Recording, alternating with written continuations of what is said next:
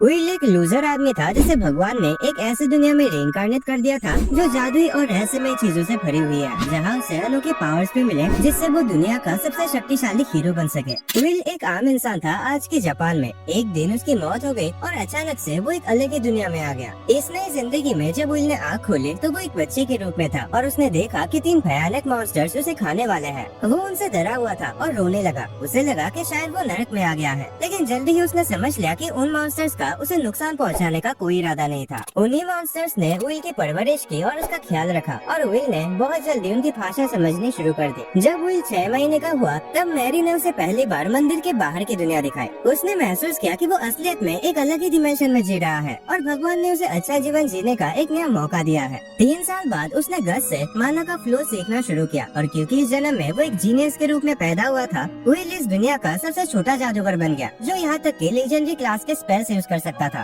साथ ही ब्लड एक skeleton warrior उसके फादर जैसा बन गया था जो उसे तलवार चलाना और कमजोर लोगों की रक्षा करना सिखाता था। भले ही वो मॉन्स्टर्स उससे काफी राज छुपाते थे, विल को कोई दिक्कत नहीं थी क्योंकि उसके पास भी एक बड़ा राज था। उसके पिछले जिंदगी की कुछ यादें अब भी उसके साथ थी। 8 साल बीत चुके थे जब से विल उन लोगों के साथ रह रहा था जिन्हें वो दिमाग से पागल समझता था। एक दिन ब्लड ने सोचा कि अब विल को अपने आप जीना सिखाना चाहिए, इसलिए उसने तलवार उठाई और लगभग उसे काट ही दिया। विल ने अपनी लिमिटलेस माना का इस्तेमाल किया और तेजी से दूर हो गया, जिसके बाद उसने जमीन से तेल निकालकर ब्लड को गिराया और एक स्पाइडर वेब समन करके उसे बांधने की कोशिश की, लेकिन ब्लड तेजी से उसकी तरफ दौड़ पड़ा और उसकी तलवार छीन ली और कहा कि लड़ाई के वक्त आंखों को बंद नहीं करना चाहिए। हारने के बाद भी विल ने समझा कि ये सब लोग अपने अपने तरीके से उसे एक बेहतर इंसान बनाने के लिए सिखा रहे हैं। ब्लड ने प्रॉमिस किया कि वो एक दिन अपनी स्केलेटन वाली जिंदगी का सच भी बताएगा। उसी रात जब विल ने मैरी को मंदिर से रोटी की प्लेट ले जाते देखा तो उसके मन में सवाल आया कि मैरी हमेशा उसे छुपा के क्यों खाना बनाते हैं। रात को जब सब सो रहे थे,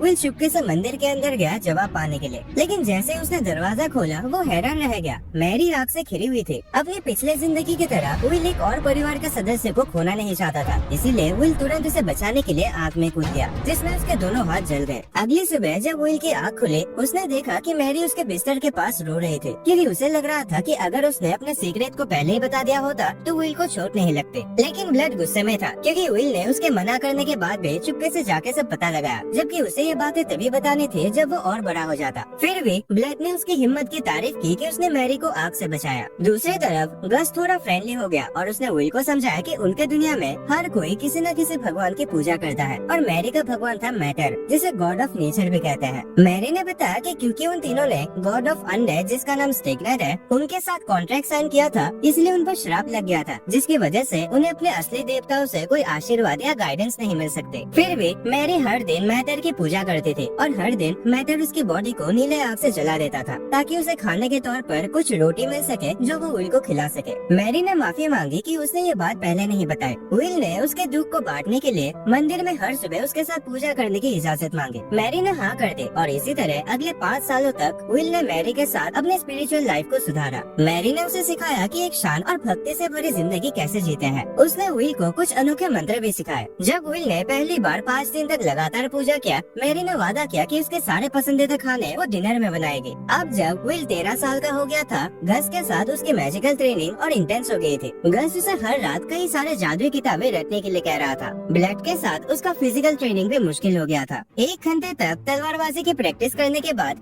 ब्लड ने विल को एक लो रैंक डीमन से लड़ने के लिए कहा। विल पहले डरा हुआ था, लेकिन जब मॉन्स्टर ने अटैक किया उसने तुरंत शील्ड से ब्लॉक किया और तलवार से उस डीमन को काट के राख में बदल दिया। ब्लड हैरान रह गया कि विल ने इतनी तेजी से अपने दुश्मन को हरा दिया। फिर ब्लड ने ट्रेनिंग और मुश्किल करने के लिए उसे मॉन्स्टर के शहर ले जाने का फैसला किया। उन्होंने एक सीक्रेट रास्ते का यूज किया और इसी दौरान ब्लड ने बताया कि ये जगह पहले ड्वर्फ्स का घर था, जब तक एक डरावनी शक्ति ने सबको ज़ॉम्बीज़ में बदल नहीं दिया। अचानक ब्लड रुक गया और विल से कहा कि उसका अगला चैलेंज ये है कि बिना मरे यहाँ से बचकर निकले, और उसने अपना लैंप पानी में फेंक दिया और निंजा की तरह गायब हो गया। विल ने तुरंत एक लाइट स्पेल कास्ट किया और अपने शील्ड को एक बड़े रोशनी में बदल दिया, पर प्लान बनाने से पहले ही 2 मॉन्स्टर्स वहाँ आ गए, जिसे देखकर उसने तलवार निकाली और दोनों को खत्म कर दिया। विल जब टनल के अंदर और गहराई तक गया तो उसका सामना एक ई रैंक डीमन खूल से हुआ। वो कुछ देर के लिए रुक गया ताकि कोई प्लान बना सके, क्योंकि ये मॉन्स्टर मैजिकल स्पेल्स भी चला सकता था। आखिरकार विल ने अपने डर का सामना करने का फैसला किया और एक साइलेंस स्पेल का यूज करके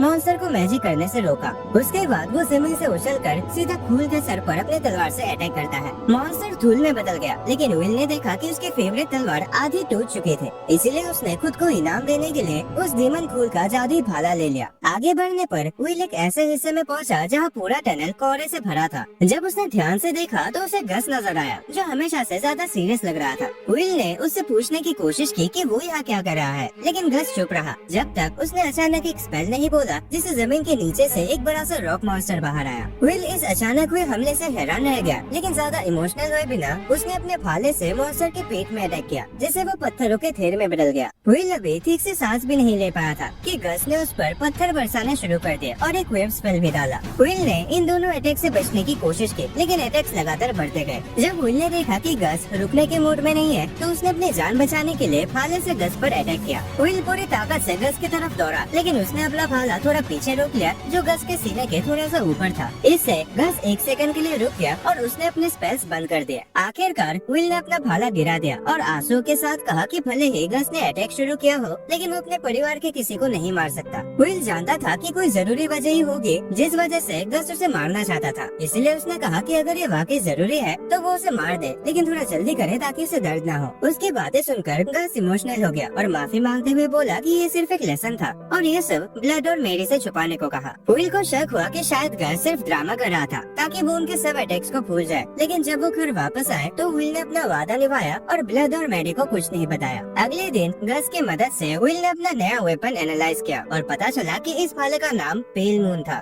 जिसे उसके मालिक ने बनाया था। इसके नुकीले हिस्से से लाइट मैजिक निकलता था। विल ने वहाँ पर कुछ लिखा हुआ भी देखा, जिसे सही ढंग से बोलने से भाला छोटा या बड़ा हो सकता था, पूरी तरह से उसे चलाने वाले की जरूरत के हिसाब से। विल बार बार उस हॉन्टेड टनल में जाने लगा ताकि खुद को स्ट्रॉन्ग बना सके, लेकिन जब वो अगली बार मैजिकल ट्रेनिंग के लिए गया तो गस ने कहा कि अब वक्त है एक नए लेसन का। उसने विल को कहा कि वो शहर में जाके गोल्ड कॉइन्स ढूंढे। रात को जब विल कॉइन्स लेके वापस आया, उसने देखा कि टेबल पर कुछ बोर्ड गेम्स पड़े थे। तभी उसे समझ आया कि गस और ब्लैड ने उसे फंसाया था ताकि वो उनकी गैम्बलिंग में शामिल हो जाए। विल बहुत गुस्से में आ गया और उसने शुरुआत में उनका साथ देने से मना कर दिया, लेकिन जब गस और ब्लैड ने कहा कि वो सिर्फ हारने के डर से पीछे हट रहा है, तब विल ने अपने आप को साबित करने के लिए गेम खेलने का फैसला किया। उन्होंने कुछ राउंड्स खेले ही थे कि मेरी अचानक कमरे में घुस आए और उन्हें रंगे हाथों पकड़ लिया, जिसके बाद उसने सबको नेक्स्ट लेवल गालियां दी। उस रात गस ने विल को अपने कमरे में बुलाया और बताया कि विल के 15 बर्थडे पर एक रिचुअल के रूप में ब्लैड उसके साथ जिंदगी का सबसे मुश्किल डुएल लड़ने वाला है। विल ने वादा किया कि वो अपनी पूरी ताकत लगा देगा उस फाइट को जीतने के लिए, लेकिन चौंकाने वाली बात ये थी कि गस ने उसे कहा कि वो जानबूझकर लड़ाई हार जाए। जब विल ने इसका रीजन पूछा तो गस चुप रहा। गस और बाकी लोग हमेशा उसे कुछ न कुछ छुपाते रहे और इस बात से परेशान होकर विल ने उसकी बात मानने से साफ इनकार कर दिया। पर जब गस ने अब भी वजह बताने से इनकार किया तो विल गुस्से में वहाँ से चला गया। मंदिर के अंदर ब्लड और मैरी ने विल को बताया कि उसे किसी एक भगवान को अपना रक्षक चुनना होगा और उसे एक पवित्र शपथ लेनी होगी, जिसके बदले में उसे उस भगवान का आशीर्वाद और प्रोटेक्शन मिलेगी। जब विल ने उनसे सलाह मांगी तो ब्लड ने बताया कि उसने ब्लेज आग के देवता को चुना था और मैरी ने मैटर नेचर के भगवान को। विल ने पूछा कि गस ने किस देवता को चुना था, तो उन्होंने बताया कि गस ने वर्ल्ड हवा के देवता को चुना था, जिससे वो एक मस्ती भरे और बिना टेंशन वाली जिंदगी जी सका। लेकिन विल को शक हुआ कि क्या गस वाकई अपने शपथ पर खरा उतर रहा था। ब्लैड ने विल से कहा कि हालांकि किसी देवता के सामने शपथ लेना एक महान योद्धा बनने का सबसे अच्छा वाला रास्ता है, लेकिन ये रास्ता अक्सर कई मुश्किलों से भरा होता है। इसीलिए वो चाहता है कि वो किसी भी शपथ लेने से पहले अच्छे से सोच विचार करे। कुछ दिन बाद विल एक पेड़ की टहनी पर एक्सरसाइज कर रहा था जब ब्लड उसके पास आया और कहा कि अब समय आ गया है कि दोनों थोड़ी देर साथ बिताए एक अच्छा सा ड्रिंक करने के लिए। शुरू में विल थोड़ा हिचकिचाया, लेकिन आखिरकार उसने ब्लड का ऑफर मान लिया। उन दोनों ने एप्पल जूस के इतने शॉट्स पिए कि दोनों इतने नशे में हो गए कि ठीक से चल भी नहीं पा रहे थे।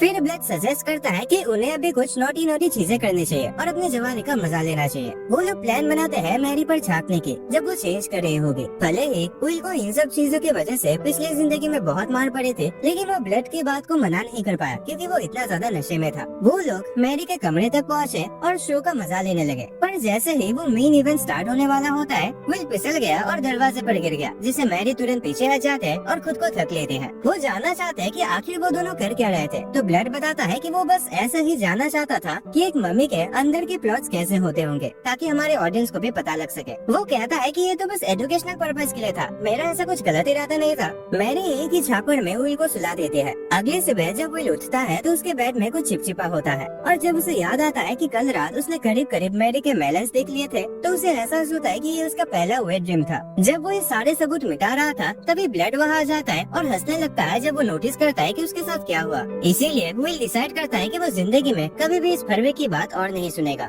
उस अजीब घटना के बाद आखिरकार वो समय आ ही गया जब विल का अंतिम मुकाबला ब्लड के साथ होने वाला था। मैरी ने उसको आर्मर पहनने में मदद की और दोनों साथ मिलकर मैदान की तरफ चले, जहां उसका ओपोनेंट उसका इंतजार कर रहा था। ब्लड ने लड़ाई के नियम समझाए, ना कोई मैजिक ट्रिक चलेगी और ना ही कोई चीटिंग चलेगी। जब विल ने सब कुछ अच्छी तरह से समझ लिया, उसने अपना तलवार निकाला और पहला अटैक किया। ब्लड ने अपनी शक्तिशाली तलवार से उसका अटैक रोका और तेजी से विल के शील्ड पर बार बार तलवार से अटैक करने लगा, जिससे विल को पीछे हटकर अपना बैलेंस बनाने पर मजबूर होना पड़ा। विल ने अपना चाकू ब्लड के चेहरे की तरफ फेंका और खुद हवा में उछल गया ताकि एक सरप्राइज अटैक कर सके, लेकिन ब्लड ने इस चाल को पहले ही समझ लिया था। उसने चाकू रोक दिया और विल के हमले को भी तलवार से ब्लॉक कर दिया। इस प्लान के फेल होने के बाद विल को लगा कि अब एक ही रास्ता है, पूरी ताकत से ब्लड पर सीधा हमला करना। उसने अपने ओपोनेंट पर जोर से चढ़ाई की और जब ब्लड ने उस पर हमला करने के लिए तलवार उठाई, विल ने अपनी शील्ड से उस तलवार को नीचे दबा दिया और उस पर चढ़कर ब्लड को नीचे गिरा देता है। विल ने फिनिशिंग मूव के लिए तलवार चलाई, लेकिन ब्लड ने उस तलवार को अपने हड्डियों के बीच फंसा लिया और एक ही हाथ से विल को अपने ऊपर से फेंक दिया। इस तरह विल को हार माननी पड़ी। ब्लड विल की टेक्निक से इम्प्रेस हुआ, लेकिन मैरी उसे डांटने लगे क्योंकि उसने खुद ऐसे बेकार के ट्रिक्स यूज किए जो नियमों के खिलाफ थे। विल ने उन दोनों के बीच में पड़ना सही नहीं समझा।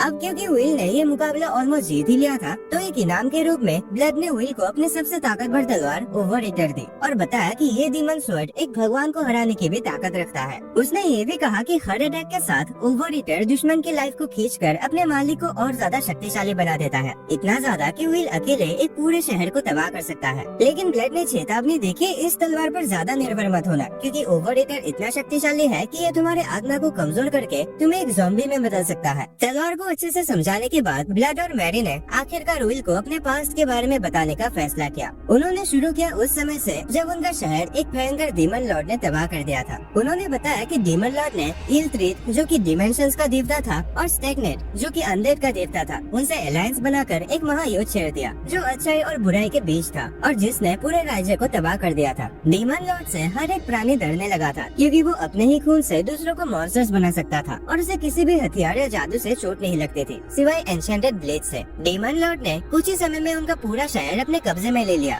और समंदर से एक बहुत बड़ी राक्षसों की सेना तैयार कर ली। लेकिन जब सब उम्मीदें खत्म हो चुकी थी, तब ब्लड, मैरी और गस ने एक साथ मिलकर डीमन लॉर्ड को हराने का प्लान बनाया। डीमन लॉर्ड, जिसके पास पहले ओवर ईटर तलवार थी, उसने उस पावरफुल ब्लेड के जरिए अपनी पूरी ताकत वापस पा ली। इसीलिए ब्लड और उसके दोस्तों ने डिसाइड किया कि वो उसे हराने के लिए उस शक्तिशाली तलवार को चुरा लेंगे। उनका प्लान कामयाब रहा। गस ने अपने जादू से डीमन लॉर्ड को काबू में किया और ब्लड ने उससे वो ब्लेड छीन ली, जबकि मैरी अपनी हीलिंग पावर से दोनों को हील करती रही। लेकिन डीमन लॉर्ड अभी तक तो बस खेल ही रहा था। उसने अपने आप को एक जायंट मॉन्स्टर में बदल लिया जो इतना बड़ा और भयंकर था कि ब्लड के सबसे खतरनाक अटैक्स भी उस पर बेकार साबित हुए। जब उनके अटैक्स बेकार साबित हुए, तो गस और मैरी ने मिलकर अपने मैजिकल पावर्स का यूज किया और डीमन लॉर्ड को जमीन के नीचे सील कर दिया। थोड़ी देर बाद स्टैग्नेट का ह्यूमन फॉर्म उनके पास आया और उन तीनों को इमोर्टल बनने का ऑफर दिया और उनसे वादा किया कि इसके बदले वो उन सब मॉन्स्टर्स को मिटा देंगे जो उनके शहर में छुपे हुए थे। असल में स्टैग्नेट का मिशन था एक ऐसी दुनिया बनाना जहाँ जन्म लेना और मरने का प्रोसेस ही ना हो और सभी लोग एक तरह के अनडेड बन जाए। इस प्लान में डीमन लॉर्ड एक बड़ा खतरा था, इसलिए ब्लड, मैरी और गस को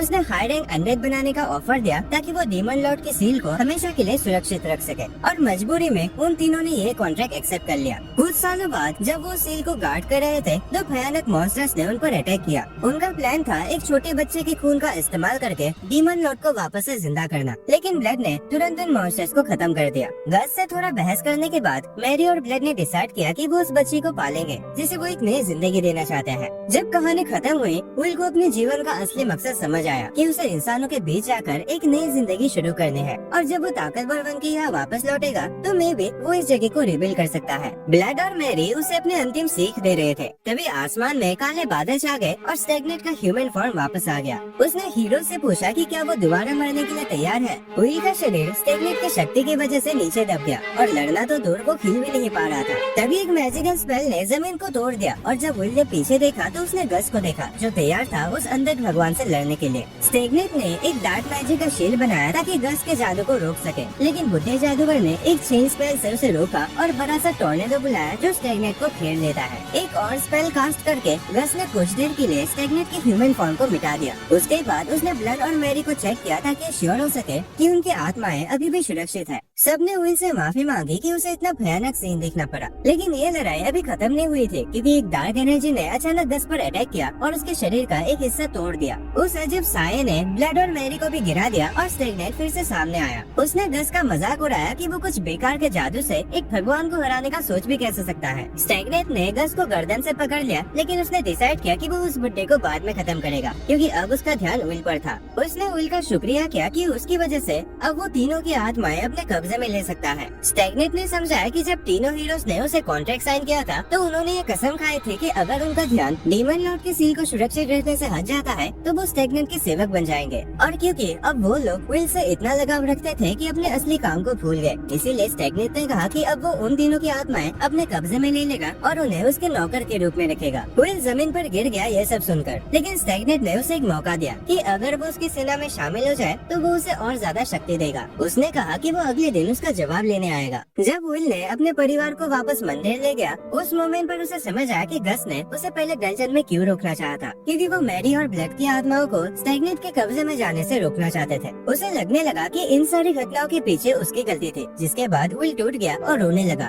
उसे अपनी पुरानी जिंदगी भी याद आई जब वो अपने असली माँ बाप को नहीं बचा पाया था। अगली सुबह जब विल उठा तो उसने देखा कि ब्लड और बाकी सब उसके आसपास थे। जब उसने माफी मांगी तो सबने उसे रोका और कहा कि ये सब उसकी गलती नहीं थी। उन्होंने उसे खुश होने को कहा कि आज उसका बर्थडे था, जिसका मतलब था कि वो इतना बड़ा हो चुका है कि अपनी नई जिंदगी की शुरुआत कर सके एक नई जगह में नए लोगों के साथ। लेकिन विल उतना एक्साइटेड नहीं था क्योंकि उसे लगा कि ये दिन उसे याद दिलाता है उस पुरानी जिंदगी का जहाँ उसने हार मान ली थी। तब उसने सच बताने का फैसला किया कि वो अपने पिछले जिंदगी की यादों के साथ पैदा हुआ था। जब उसने खुद को बेकार नालायक कहना शुरू किया तब मैरी ने उसे एक जोरदार थप्पड़ मारकर उसके आंसू पोंछे और कहा कि वो जिंदगी से भाग नहीं सकता। भगवान ने उसे दूसरा मौका दिया है, इसीलिए अब उसे अपने आप को साबित करना होगा। मैरी ने उसे हौसला दिया और विल ने हिम्मत के साथ ये वादा किया कि वो स्टैग्नेट के गुस्से से उन सबको जरूर बचाएगा। उसी रात सभी भगवान से प्रेयर करने के बाद विल स्टैग्नेट का सामना करने गया। जब स्टैग्नेट ने उसका फैसला पूछा, विल ने साफ कहा कि वो उसकी सेना ज्वाइन करने के बजाय मरना पसंद करेगा। स्टैग्नेट ने विल को सबक सिखाने के लिए उसे 100 अनडेड सैनिकों से लड़ने भेजा,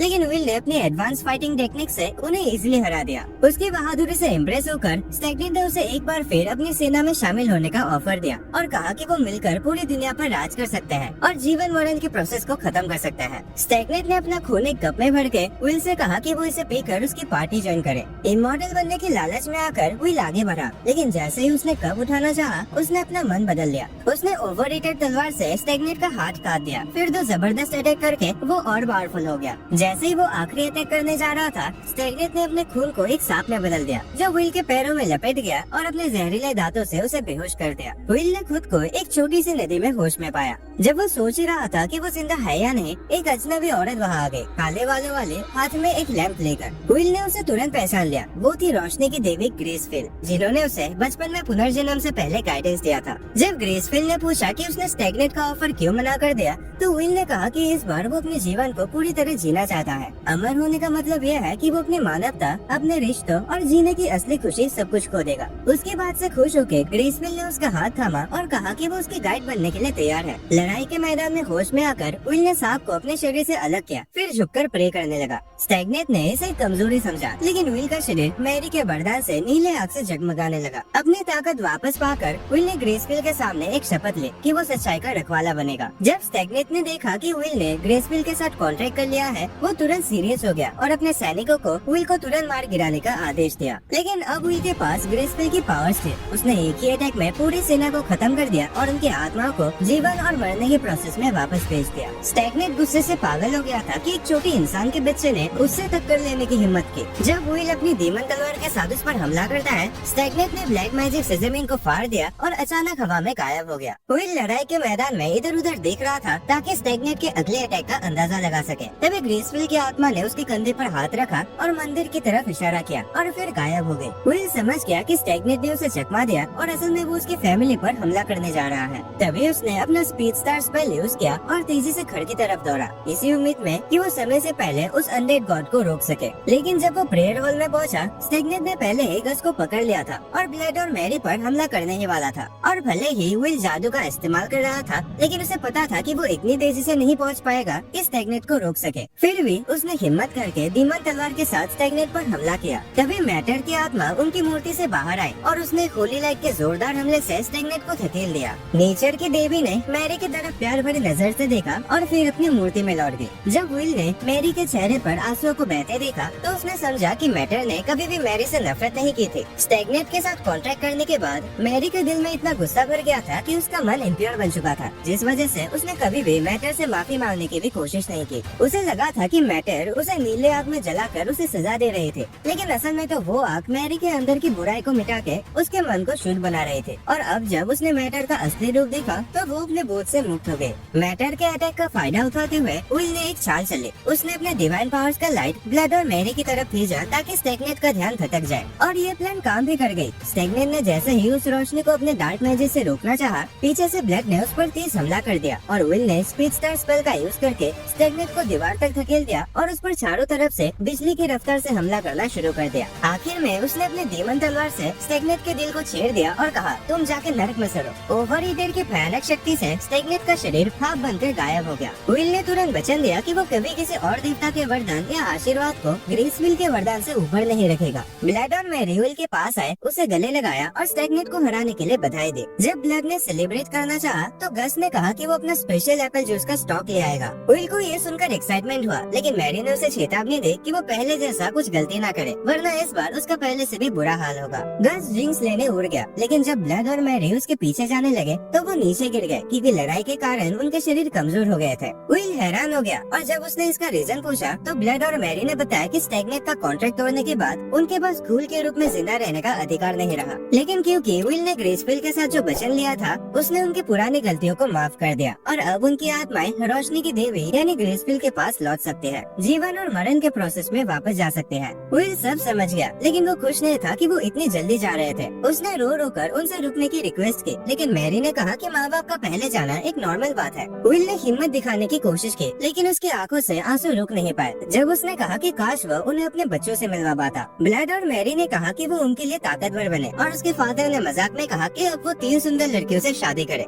मैरी ने तुरंत रोक दिया और कहा कि विल को सिर्फ एक ही लड़की से प्यार करना चाहिए। उसने ये भी कहा कि ग्रेसफिल के साथ उसके कॉन्ट्रैक्ट के कारण उसका रास्ता आसान नहीं होगा, लेकिन चाहे जितने भी मुश्किलें आए, उसे कभी भी दूसरों के लिए प्रेम और दया दिखाने से हिचकिचाना नहीं चाहिए। मैरी ने उसे आखिरी बार गले लगाया और जब वो दोनों उसको अपने ब्लेसिंग्स दे रहे थे तब विल ने उनके असली रूप को ऊपर मंडराते हुए देखा। उस वक्त गस ड्रिंक्स लेकर वापस आया और सबने मिलकर एक बढ़िया सा पार्टी किया। फिर ब्लड और मैरी के जाने का समय आ गया तो विल ने उनकी आत्माओं के लिए प्रे की और उन्हें ग्रेसफिल के हवाले कर दिया। अगले दिन विल ने अपने माँ बाप की बॉडी को अच्छे से दफनाया और 2 ग्रेवस्टोन्स लगाकर यादगार बनाए। उसने वादा किया कि वो हमेशा उनकी यादों को एक अच्छी जिंदगी जीकर याद रखेगा। विल ने गस से पूछा कि स्टैग्नेट का कॉन्ट्रैक्ट उस पर कैसे असर नहीं हुआ, तो बुद्धे ने नाराज होकर कहा कि कहीं विल उसे मरते हुए तो नहीं देखना चाहता क्योंकि वो उसे प्यार नहीं करता। विल ने कहा कि वो तो बस मजाक कर रहा था। तब गस ने उसे एक मोटा सा खजाने से भरा बैग दिया जो उसने अपने जिंदगी भर में इकट्ठा किया था। उसके बाद गस ने बताया कि वो अब तक इसलिए जिंदा है क्योंकि उसने ग्रेसफिल के साथ एक समझौता किया है कि वो अगले 10 साल तक डीमन लॉर्ड के सील की रक्षा करेगा जब तक स्टैग्नेट अपनी शक्तियाँ वापस नहीं पा लेता।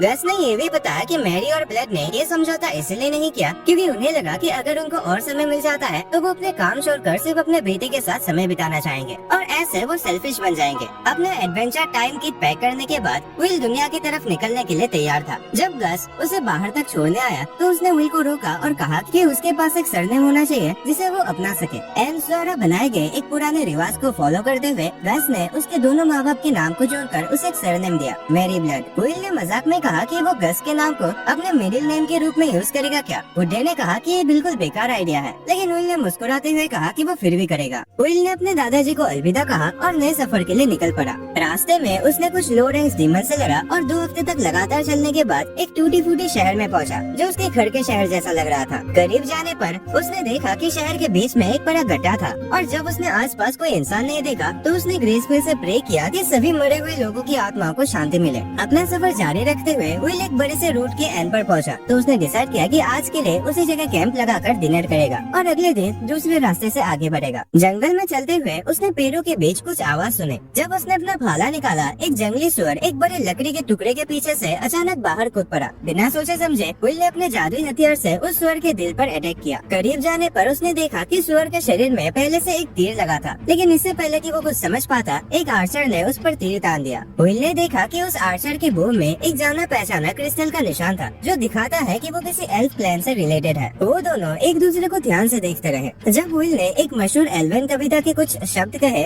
तो आर्चर शांत हो गया और उसने अपना हुडी उतार दिया। उसने विल से कहा कि वो सुअर से दूर हो जाए क्योंकि वो उसका शिकार था। विल उससे माफी मांगता है, लेकिन उसने ब्लड की मर्दानगी वाली बात याद की और अपनी जगह पे बना रहा। उसने कहा कि उसने ही जानवर को खत्म किया था। आर्चर ने समझौता करने की बात की और बातचीत के बाद विल को सुअर के सिर और पैर के टुकड़े मिल गए। जब खाना बनाने का वक्त आया, विल ने अपने बैग से एक फ्राइंग पैन निकाले और एक बेसिक मैजिक स्पेल से आग जलाई। आर्चर को ये नहीं पता था, इसीलिए उसने विल के एडवेंचरस स्किल्स की तारीफ की। विल ने नेचर की देवी के लिए एक लंबी प्रेयर की, लेकिन जब उसने आर्चर के चेहरे को देखा तो उसने जल्दी जल्दी अपना प्रेयर खत्म किया और दोनों ने सुअर का मजा लिया। रात के वक्त विल ने आर्चर से अगले शहर का रास्ता पूछा। पहले तो आर्चर ने मदद करने से हिचकिचाया क्योंकि उसने विल जैसे किसी आदमी को पहले कभी नहीं देखा था, लेकिन फिर उसने एक पास के गांव का रास्ता दिखा दिया और वहाँ से चला गया। जब विल ने पूछा कि क्या वो उसके घर में रात गुजार सकता है, तो आर्चर ने गुस्से से देखा और कहा कि अपना रास्ता पकड़ो। विल ने समझ लिया कि एक अजनबी के रूप में उसे किसी और के घर में रात गुजारने की उम्मीद नहीं करनी चाहिए थी, इसीलिए उसने ऑफर दिया कि वो आर्चर के लिए जंगल के रास्ते में रोशनी जलाए रखेगा। लेकिन फिर भी आर्चर ने विल से कहा कि वो यहाँ से चला जाए और उसने कुछ अजीब शब्द कहे, जिनके तुरंत बाद छोटी छोटी जुगनू जैसे चीजें आ गए जो उसका रास्ता जगमगा दिया। एल्फ ने कहा कि वो जुगनू जैसे जीव असल में परियों जैसे थे, लेकिन विल ने जाने से पहले अपना पूरा नाम बताया और जब उसने उस एल्फ से उसका नाम पूछा तो आर्चर ने ठंडी नजर से देखा और कहा कि उसका नाम मैनल है। विल ने जंगल में अपना टेंट लगाया, खाना खाया और रात को आराम किया। सोते वक्त उसके सपने में ग्रेसफुल आई और उसे एक डिवाइन विजन दिखाई। उसने देखा कि पास के गांव में आग जल रहा है और मैनल उन लोगों में से एक था जो उसमें शिकार बन रहा था। जब विल ने अपनी आंखें खोली तो तुरंत अपना भाला उठाया और सीधा उस नजदीकी गांव की तरफ दौड़ पड़ा। वो एक पेड़ के पीछे छुप गया और उस जगह को अच्छे से चेक करने लगा। तभी उसने देखा कि कुछ तीर तो गांव वालों की तरफ आ रहे थे। विल तुरंत उनके सामने आकर अपने शील्ड से उनका बचाव किया। विल को लगा कि ये लोग मैनल के दोस्त हो सकते हैं, लेकिन जब उसने तीर के पंखों का पैटर्न देखा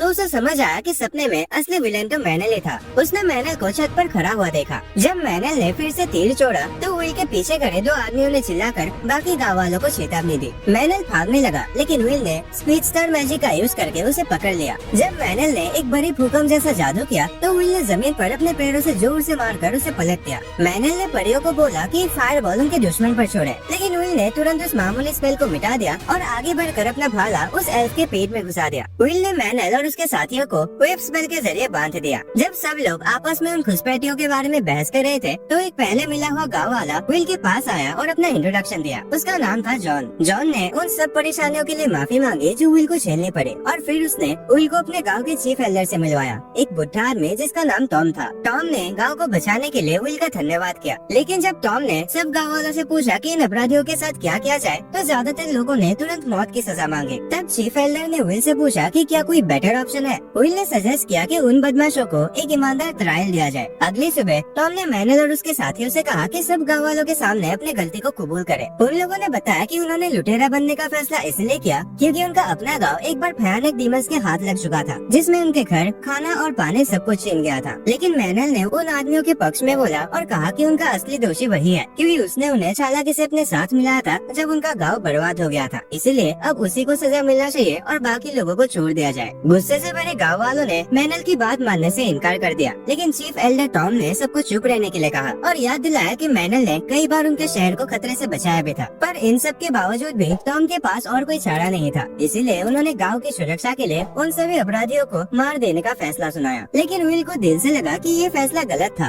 और गस से सीखी हुई नॉलेज का इस्तेमाल करते हुए विल ने ऑफर किया कि वो एक बड़ी रकम देकर इन लुटेरों की जान बचा सकता है ताकि उनकी गलतियों को सुधारा जा सके। जब टॉम ने पूछा कि वो ये सब क्यों कर रहा है तो विल ने कहा कि उसे सबसे ज्यादा नफरत मॉन्स्टर से है और उसने रोशनी की देवी ग्रेसफिल के सामने कसम खाई है कि वो हमेशा इस दुनिया में अच्छाई के पक्ष में खड़ा रहेगा। इसके अलावा विल ने बताया कि वो पड़ोसी गाँव में छुपे हुए सभी मॉन्स्टर्स को खत्म करेगा और इस मिशन में मैनल उसका साथ दे सकता है। विल की बातों को सुनने के बाद टॉम भी उसके प्लान से सहमत हो गया और सभी पड़ोस के गांव के लोगों को सुरक्षा के लिए उनके असली गांव में भेज दिया गया। विल और मैनल जंगल के रास्ते अपने मंजिल की तरफ चले। जब मैनल ने विल से उसकी बेटर स्ट्रेटेजी पूछी तो विल ने बस इतना कहा कि उसका भरोसा उसके भगवान ग्रेसफिल की शक्ति और प्रोटेक्शन पर है। रात होने पर दोनों रुक गए और डिनर करते वक्त मैनल ने साफ कह दिया कि वो सिर्फ विल को उस गाँव तक ले जाएंगे जहाँ वो मॉन्स्टर छुपा है, लेकिन उसे लड़ने का उसका कोई इरादा नहीं है। मैनल के इस ठंडे स्वभाव को देखकर विल ने पूछा कि क्या उसने कोई गलती की है तो मैनल ने जवाब दिया कि उसे एक ऐसे लड़के से दोस्ती करने का मन नहीं है जो एक सुरक्षित और आरामदायक जिंदगी में पला बड़ा हो। विल ने इस बात को मान लिया और चुपचाप सो गया। सुबह होते ही दोनों उस गांव में पहुंच गए। मैनल ने पहले डीमंस का लोकेशन कंफर्म किया और फिर उस जगह का एक नक्शा बनाया जहाँ वो छुपे थे। इसके बाद विल ने उन डीमंस पर हमला कर दिया जो उस वक्त किसी बेकार के रिचुअल में व्यस्त थे। अपने तलवारबाजी और जादुई शक्तियों से विल ने उन सबको तुरंत खत्म कर दिया। मैनल ने विल की शक्ति की तारीफ की और पूछा कि उसका ट्रेनिंग रूटीन क्या था, लेकिन विल ने मजाक में कह दिया कि वो तो बस रोज बहुत सारा ब्रेड खाता है। जब वो गांव के लोगों को ढूंढने लगे तो उन्हें सभी गांव वाले मरे हुए मिले, लेकिन तभी एक मिट्टी के ढेर से एक आवाज सुनाई दी और पता चला कि वो मैनल का गोद लिया हुआ भाई था जो अब एक अनडेड बन चुका था, इतना कमजोर और थका हुआ कि मैनल उसे छूने की हिम्मत तक नहीं कर पाया। विल ने उस लड़के को उठाया और अपना इंट्रोडक्शन मैनल के दोस्त के रूप में दिया, जिसे देखकर मैनल में इतना साहस आ गया कि उसने अपने भाई का हाथ थाम लिया और उसे कहा कि वो आराम करे और सो जाए। विल ने ग्रेसफिल से प्रार्थना की कि वो इस बच्चे के आत्मा को शांति दे। इसके बाद बच्चा एक चमकदार रोशनी में गायब हो गया। मैनल ने विल से माफी मांगी कि उसने गलत सोचा था कि वो कोई बिगड़ा हुआ लड़का है जिसे गलती से भगवान की ब्लेसिंग्स मिल गई है। बाद में मैनल ने विल की तरह प्रे करने की प्रैक्टिस की और उन अनडेड लोगों का हाथ पकड़कर ग्रेसफिल से रिक्वेस्ट किया कि वो उनकी आत्मा को शांति दे।